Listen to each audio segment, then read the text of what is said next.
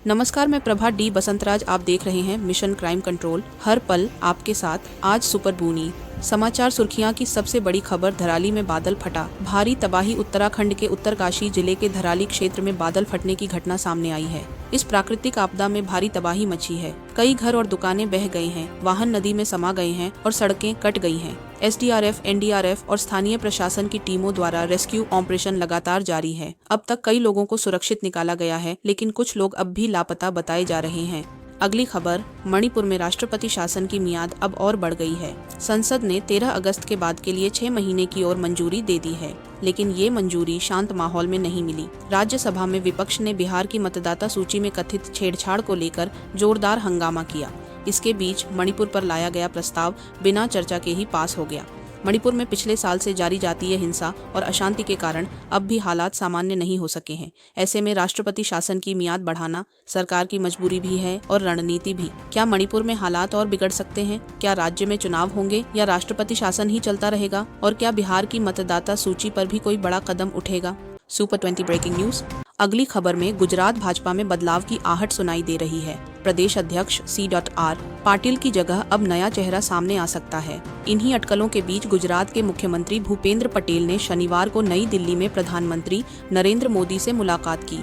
हालांकि इसे शिष्टाचार भेंट कहा जा रहा है, लेकिन पार्टी सूत्रों की माने तो ये मुलाकात बदलाव के संकेत भी दे रही है। पार्टी सूत्रों का कहना है कि सोमवार तक नए अध्यक्ष के नाम की औपचारिक घोषणा हो सकती है।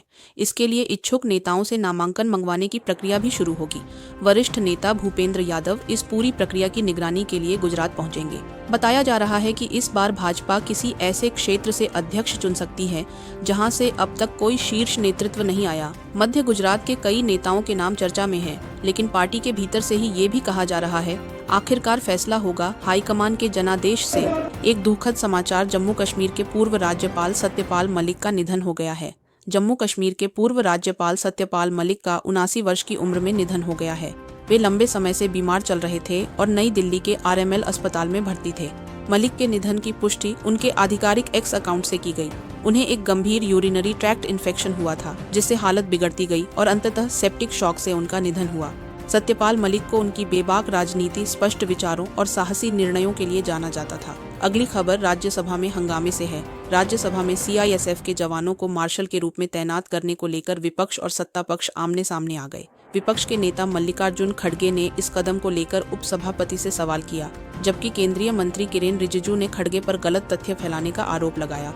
जानिए इस विवाद की पूरी कहानी, दोनों पक्षों की दलीलें और क्या कहता है संसद का नियम। राज्यसभा में आज जबरदस्त हंगामा हुआ।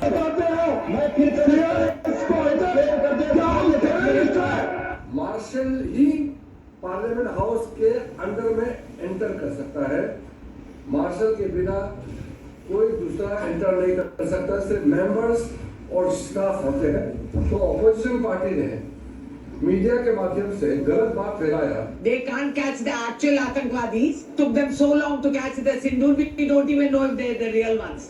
But they'll come to parliament and target women. वाह रे वाह वाह, क्या है हीरोज ये कांग्रेस का असली डीएनए।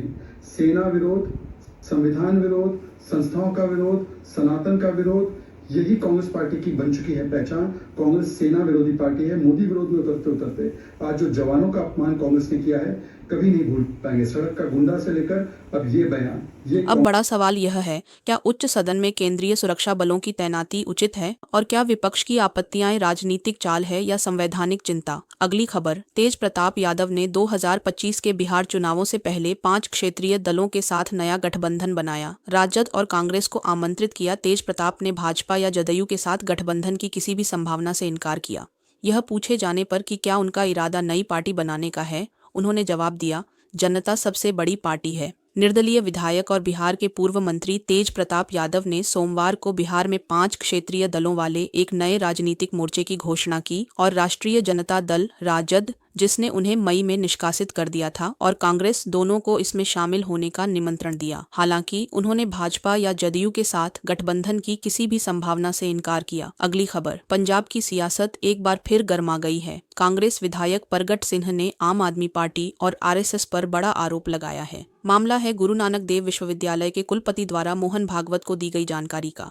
एक वायरल वीडियो में देखा गया कि कुलपति करमजीत सिंह मैसूर में आयोजित शिक्षा सम्मेलन के दौरान संघ प्रमुख मोहन भागवत से संवाद कर रहे हैं। प्रगट सिंह ने इस पर कड़ा ऐतराज जताते हुए कहा, आप सरकार दरअसल आरएसएस को शिक्षा पर नियंत्रण दिलाने में मदद कर रही है।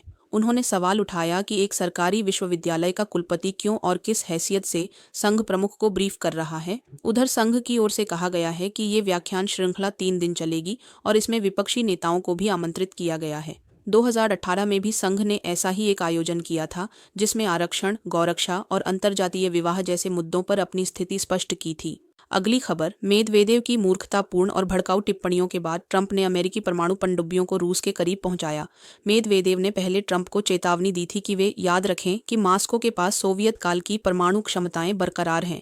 अगली खबर, 14वें दलाई लामा द्वारा 2 जुलाई को की गई घोषणा कि उनके पुनर्जन्म की पारंपरिक प्रक्रिया जारी रहेगी। भारत और चीन की प्रतिक्रियाओं, दलाई लामा के निर्णय के कारणों और यह सवाल पूछने का एक अवसर है कि आगे भारत की नीति क्या होनी चाहिए। अब जब दलाई लामा ने अपनी स्थिति स्पष्ट कर दी है, तो भारत के लिए सबसे अच्छा संभावित परिणाम क्या हो सकता है?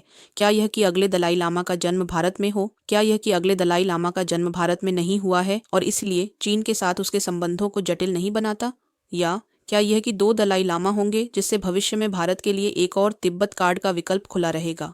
अगली खबर, ट्रंप भारत से नाराज क्यों हैं? यह यूक्रेन में शांति की बात नहीं है। भारत और अमेरिका निर्धारित समय सीमा तक व्यापार समझौता करने में विफल रहे, जिसके बाद राष्ट्रपति डोनाल्ड ट्रंप ने अपने सोशल मीडिया पोस्ट पर घोषणा की कि भारत से होने वाले सभी आयातों पर अब 25% टैरिफ लगेगा और रूसी ऊर्जा आयात पर अतिरिक्त जुर्माना भी लगेगा। हालांकि अगर यह समझौता विफल होता है तो सभी वस्तुओं पर टैरिफ बढ़ने की उम्मीद थी, लेकिन रूस के साथ व्यापार करने पर अतिरिक्त जुर्माने ने भारतीय प्रतिष्ठान को नाराज कर दिया है।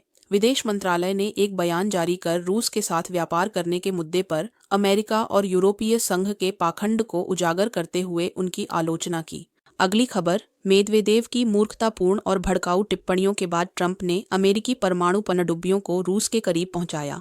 अमेरिकी राष्ट्रपति डोनाल्ड ट्रंप ने शुक्रवार को कहा कि उन्होंने रूस के पूर्व राष्ट्रपति और रूसी सुरक्षा परिषद के वर्तमान उप प्रमुख दिमित्री मेदवेदेव की धमकी भरी टिप्पणियों के जवाब में 2 परमाणु पनडुब्बियों को रूस के करीब पहुंचाने का आदेश दिया है। ट्रुथ सोशल पर एक पोस्ट में ट्रंप ने कहा, रूस के पूर्व राष्ट्रपति दिमित्री मेदवेदेव के बेहद भड़काऊ बयानों के आधार पर मैंने 2 परमाणु पनडुब्बियों को उपयुक्त क्षेत्रों में तैनात करने का आदेश दिया है, ताकि कहीं ये मूर्खतापूर्ण और भड़काऊ बयान कुछ और न हो। शब्द बहुत महत्वपूर्ण होते हैं और अक्सर अनपेक्षित परिणाम दे सकते हैं।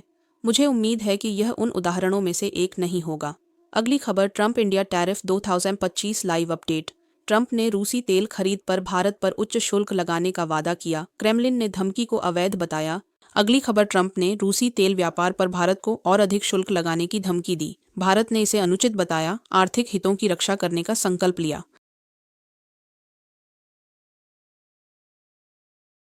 दुनिया के अलग अलग हिस्सों में भूचाल मचा है। अमेरिका, रूस, ईरान, भारत और चीन, हर देश अपनी जगह जूझ रहा है। शुरुआत अमेरिका से। पूर्व राष्ट्रपति डोनाल्ड ट्रंप ने रूस को दी है खुली चेतावनी। अगर शुक्रवार तक यूक्रेन में युद्ध विराम नहीं होता तो रूस पर लगेंगे और भी सख्त प्रतिबंध। इस चेतावनी के बीच अमेरिकी विशेष दूत विटकॉफ मॉस्को पहुंच चुके हैं। बातचीत होगी या टकराव, ये समय बताएगा। उधर चीन को लेकर भी ट्रंप खामोश नहीं है। निक्की हेली ने कहा, चीन को बख्शना नहीं चाहिए और भारत जैसे मजबूत सहयोगी से भी अमेरिका के रिश्ते नहीं बिगड़ने चाहिए। लेकिन ट्रंप ने भारत को अच्छा व्यापारिक साझेदार नहीं बताते हुए 24 घंटे में भारी शुल्क बढ़ाने का ऐलान कर दिया। ईरान ने 2 लोगों को फांसी दी है। एक पर आरोप था कि वो इजराइल के लिए जासूसी कर रहा था, जबकि दूसरे पर आईएस संगठन में तोड़फोड़ की योजना बनाने का आरोप था। ईरान का ये कदम इजराइल और पश्चिमी देशों के लिए एक सख्त संदेश माना जा रहा है। अमेरिका के अंदर भी असर दिख रहा है। ट्रंप प्रशासन द्वारा फंडिंग में कटौती के चलते स्टैनफोर्ड यूनिवर्सिटी ने 360 कर्मचारियों की छंटनी कर दी है। बजट में भारी कटौती के कारण यह फैसला लिया गया है। भारत की ओर बढ़े, आरबीआई ने अगस्त की मौद्रिक नीति बैठक में रेपो दर को 5.5% पर स्थिर रखा है। गवर्नर का कहना है कि अमेरिकी टैरिफ से भारत की अर्थव्यवस्था पर कोई खास असर नहीं पड़ेगा। मुद्रास्फीति अनुमान घटाकर 3.8% किया गया है और जीडीपी ग्रोथ 6.5% पर बरकरार है। नीति का रुख अब भी तटस्थ है। सीरीज के आखिरी दिन भारत के पास सीरीज बराबर करने का मौका है, या अगर इंग्लैंड बाकी बचे रन बनाने में कामयाब हो जाता है तो वह सीरीज जीत जाएगा। रोहित शर्मा और विराट कोहली के संन्यास के बाद इस युवा भारतीय टीम का यह पहला बड़ा टेस्ट है। इंग्लैंड के पूर्व क्रिकेटर डेविड लॉयड का मानना है कि अगर टीम में इन दोनों का अनुभव होता तो नतीजे अलग हो सकते थे।